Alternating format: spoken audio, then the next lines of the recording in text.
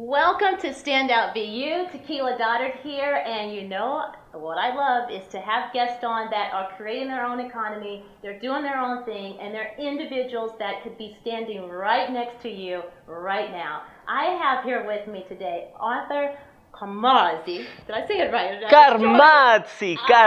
You have to say it with the Italian. You have to go like this. Carmazzi. Exactly. Exactamente. But anyway, he is going to actually be speaking with us about how you go about standing out, being you, creating your own economy. And you guys know what I always say, is not doing it perfect, just doing it the way that you are. So Arthur, tell us a little bit more about you and a little bit more about your story. Wow, let's see. Well, first of all, I've written a whole bunch of books, 11 to be exact, including the ones that I've co-authored with people, and some of them are bestsellers. I've currently been ranked as in the top 10 thought leaders in organizational culture and leadership, and I like life in general because it's cool, right? Exactly.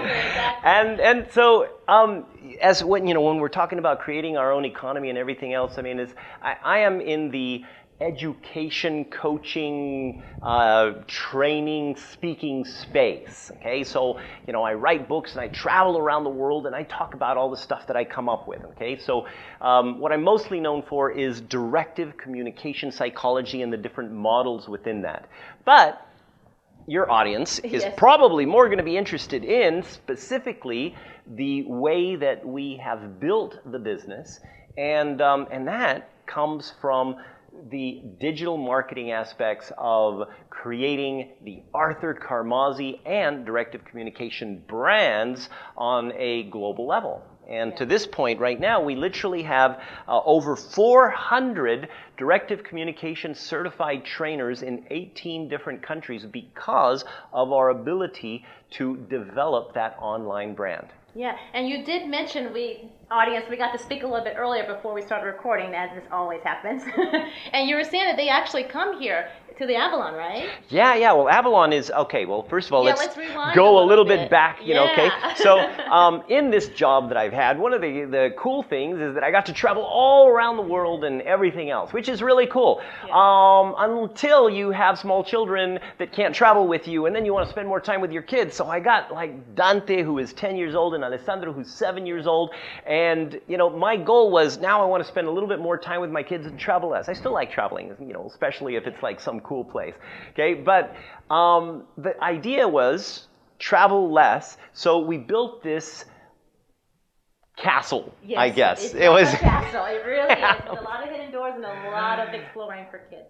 And so Avalon is in Ubud, Bali, okay, and Tequila just happens to be here with her family, and so Avalon is this place that we built that is, well, kind of like rebuilding building up your childhood dreams, and a little bit of Indiana Jones and a little bit of Harry Potter, all kind of mixed together, and it's cool, and so. Avalon is a place where we bring, the goal was, instead of me going out, we actually bring people in to do retreats. And so, of course, other people also do the retreats here, but we have all the people that we develop in our discipline of DC psychology are usually coming here or with one of our master trainers in Malaysia or India. Yeah, absolutely.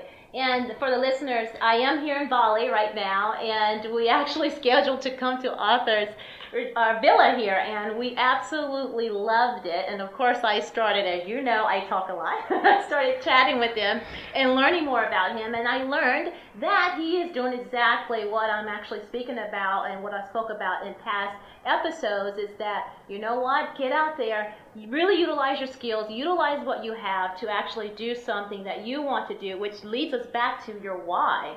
And why did you want to, I know that you mentioned for your travel and your kids, but why helping others? Why do you want to make an impact?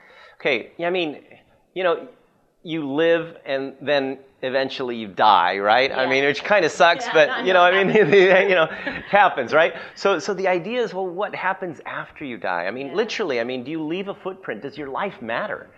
And, so I have actually literally almost died. I got stabbed in Puerto Rico on one of my travels, and I literally got 1 millimeter away from my carotid artery right here where the stab wound is. Well, okay, I'm not going to take off my shirt, but okay.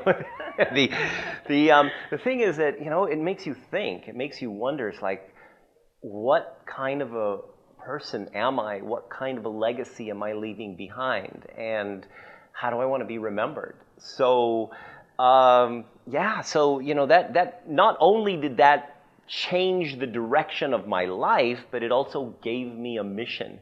And I'm not, there's a lot of people that are a lot more generous than I am, and helping people and all these different places and everything else. And I can't say that, I am altruistic because I like cool stuff, right? So, I like to build my castle here as well.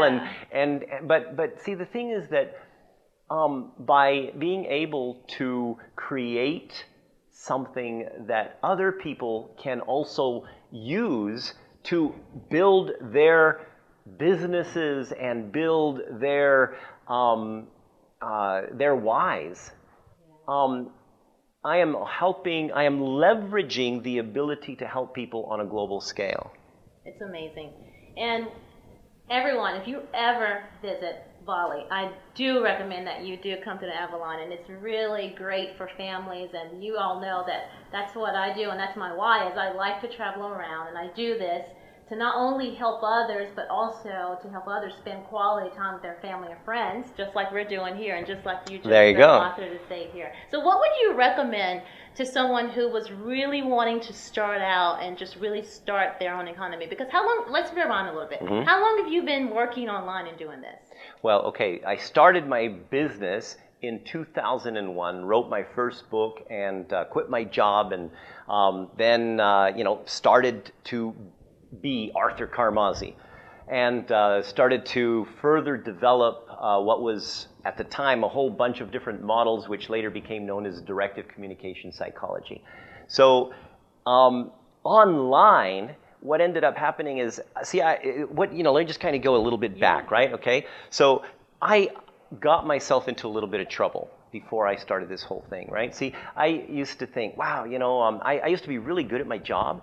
And in this job, I was, let's just say I was a little bit conceited, because I thought I'm just so awesome, right? And it was just kind of because I was good at it, and I thought, and then what ended up happening was I thought, hey, I'm so awesome, I can go ahead, I'm going to take all my money, I'm going to start my business, and I am going to, make millions, because I was already doing that for the company that I was working for. So I thought, okay, so I take all my money and I borrow another $500,000. And then within a year and a half, I was not only flat broke, I was $500,000 in debt.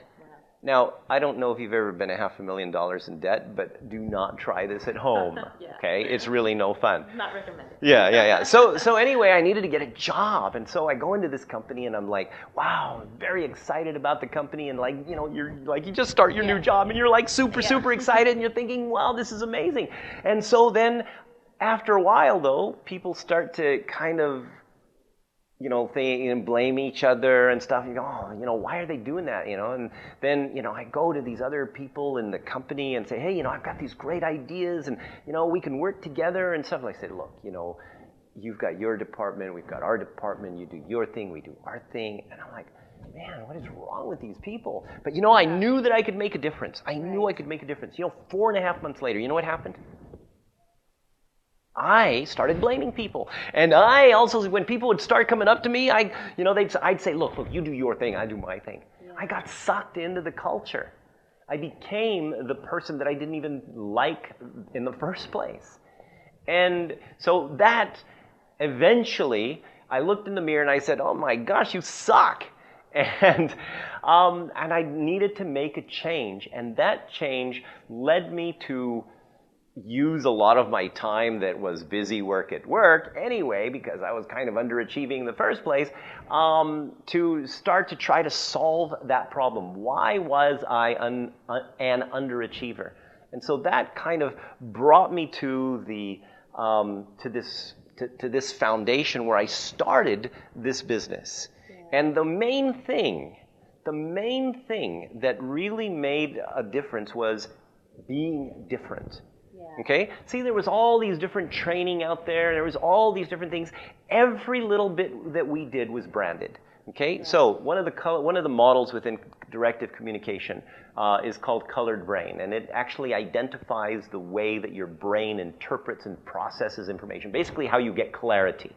And it's a genetic process, right? And so, branding that, developing that as a tool to kind of get started. So you get something small to get in the door, and then people start saying, wow, this is super cool, and then you can sell them on something bigger because they're already succeeding with the small thing that you've done. And then so you brand these bigger things, and then eventually, we do these culture change projects, which are $120,000 a shot. And the thing is that it's a deal, because what happens is that the companies get much more value doing an entire project than they do the small things, and they see that. So if anybody is starting out, okay, break down whatever it is that you've got into small pieces, start selling the small pieces, and then get people to work up to the big pieces, and you will have people on all different levels that are supporting your success. Such a great tip, and that's it. It's like puzzle pieces. If you start small, then you can continue to build blocks on top of each other. But the thing is that I started from failure. So if you fail, that's good. Yes. Okay? Because that's it. It's a good thing. It is. Go fail. One of the things I did hear you say in there was clarity. Mm-hmm. And that's a huge thing with being here online. And I always say, you all know when I started out the Stand Up BU podcast, I really did this for the audience that's listening, because I went out there really, like you just said, you weren't the only one. I know I'm good, and we all do this, I think, in the corporate world. We're good at our job. But when you're trying to transition that online, you get a little lost, because there's so much out there, so many people doing so many different things. But one of the things that I heard you say was clarity. Would you say that's one of the biggest things that you should have? Absolutely. And see, clarity, okay, we literally have created and done research on how your brain gets clarity, okay? So there is a genetic way that people get clarity. So for example, okay, just in our short conversation, okay, I know that you get clarity through taking action. All right? You're the kind of person that in order to get clarity, you actually just jump into stuff, okay? And I can see that, other people around you may think, oh my gosh, what is Tequila doing? Okay? Because for them, it's like, no, you have to get clarity before you start moving. And there's different ways that different people get clarity. And that's where people say, no, you're doing it wrong. Yeah. And to them, they're right, because they're looking through their colored glasses, their clarity getting processed. And that's where sometimes conflict comes in, misunderstanding comes in, and sometimes the misinterpretation of being disrespected comes in. Right. I love that. And that goes back to just being you. Exactly. And when you hear that, stand out, be you, what does that mean to you, Arthur? What does that mean to me? Well, that's that has never really been a problem for me, because I was kind of one of those weird kids in school that always kind of stood out and was me. Sometimes I would actually do that to the extreme, just to be different. Yeah. Okay, but eventually the whole being different thing, paid off. Yeah. Okay, so when, after you've written a few best-selling books, it's okay to be different. Yeah. I think this comes with age too. I always say it also comes with age. You get to a point where you're just like, there's no one else that I could be but myself. Yeah. Everybody else is taken. Exactly. Taken. One of my favorite quotes there. So if someone, let's get back to that story or that question, we're wanting to start out right now. Mm-hmm. Give me 3 things that you would tell them to do in order to really start on their path with creating their own economy. Wow. All right. So 3 things. Okay. Number 1 is what makes you stand out, okay? Now, I don't want you to just think of just you, yourself. I mean, there's all these different things, okay, that are out there already. There's somebody that's doing, I mean, let's say, for example, online marketing, okay? There's tons and tons of people who do all this online marketing stuff, right? Okay, so what are you different, okay? So just to give you an idea, for example, all right? Within the research for Colored Brain, which is the clarity getting system, okay, there was no research on getting clarity, right? There was a lot of research on ADHD, a lot of research on this, and then we basically kind of worked backwards from disorders based on characteristics of how people got clarity with these disorders or didn't get clarity.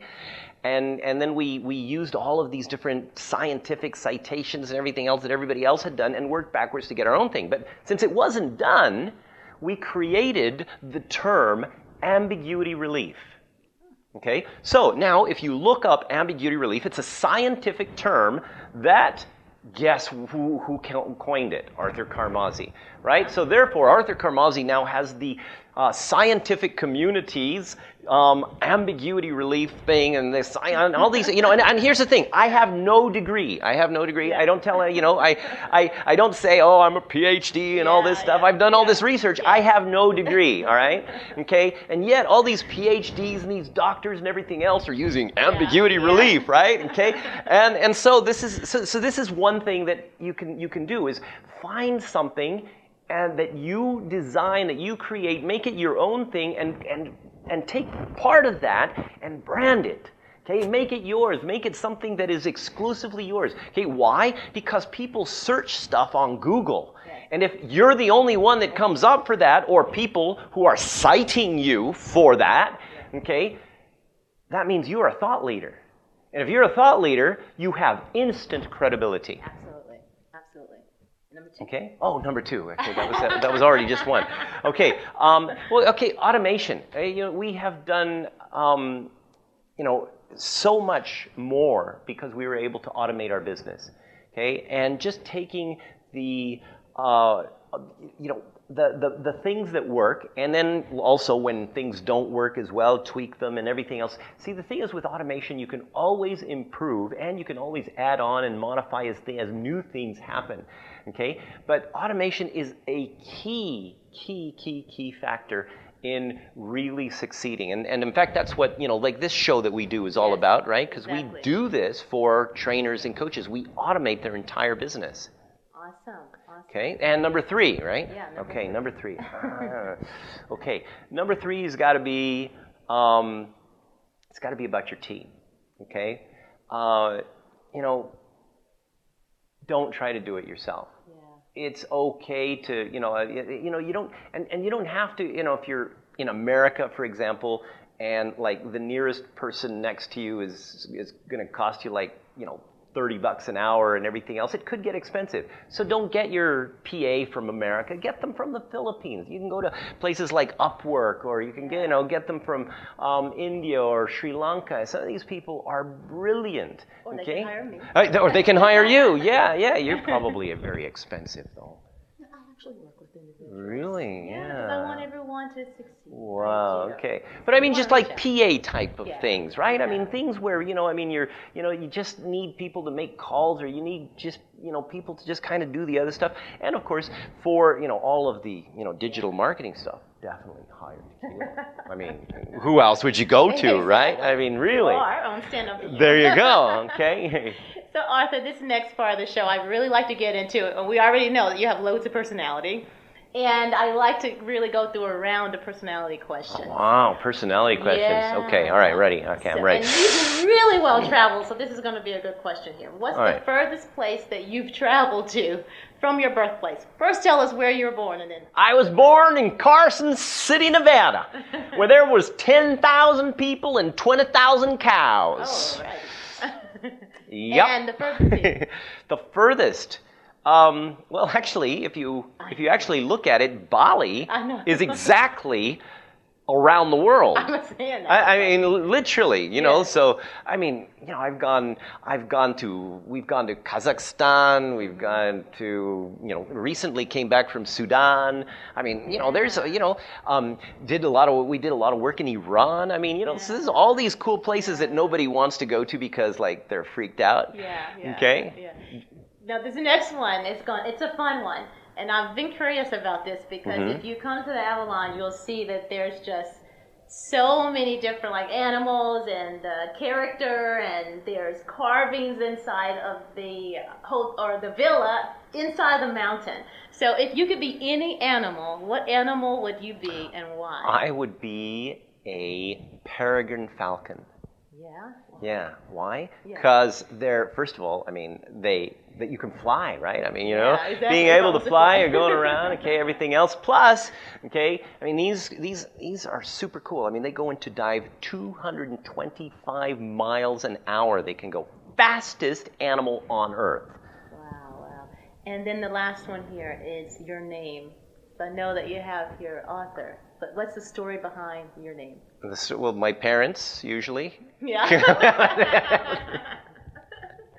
Like, no, okay, well, my full name, Arthur Francisco Carmazzi, but, you know, just usually Arthur Carmazzi, okay?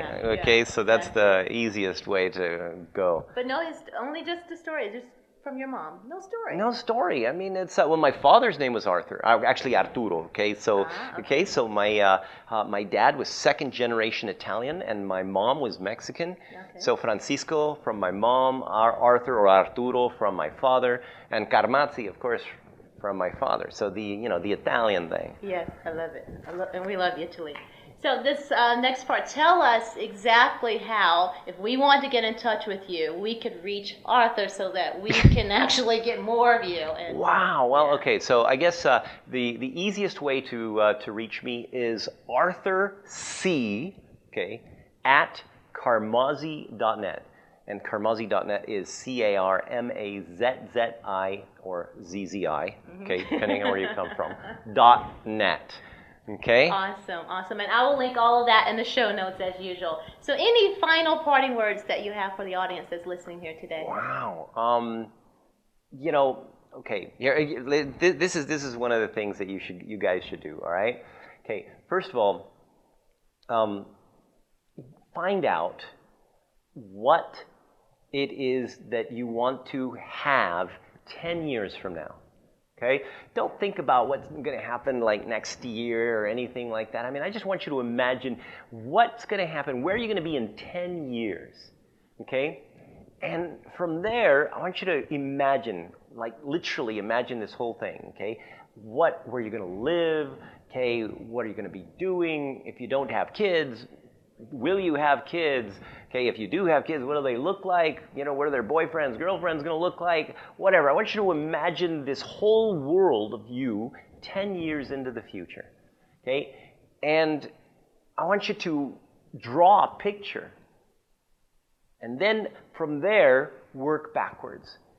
Okay? Because, you know, a lot of times, people think that, oh, I don't have the money to start, I don't have this to start, I don't have this, you know, and I have all these problems.